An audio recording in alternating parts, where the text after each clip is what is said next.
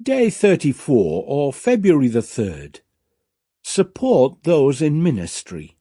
Our thoughts today are rooted in Leviticus chapter 7, verse 35.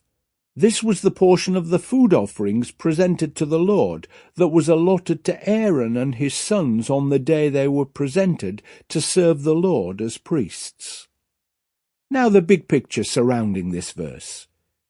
Details were given to God's people of how the priests were to offer the 5 sacrifices that are described in the early chapters of Leviticus. In a society where offering sacrifices to gods was a regular event, it was vital that offerings to the living God must be distinctive and done correctly and with reverence. As the priests were fully employed with their tasks at the tabernacle, they were allowed to consume part of each sacrifice that was offered.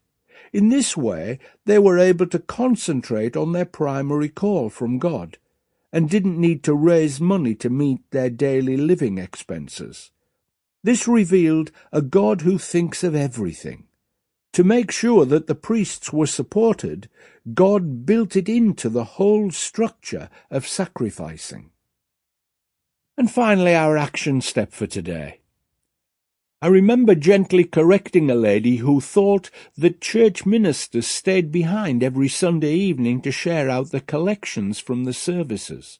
She thought it was on the basis of £1 for you and £1 for me when more than one minister was involved. Otherwise, a lone minister would get it all. It's staggering what some people think, and she was a local businesswoman, so it surprised me that she didn't know better. We're reminded here that it was everyone's responsibility to financially support the priests, who were duly given a percentage of the offering. Sadly, there are still folk who believe that, in quotes, full-time Christian workers should be paid a pittance to confirm their call. I know a church that determined its members' incomes by secret ballot and then paid its ministers the average. Does this reflect poorly with the way you pay yours? Is it time to think about change?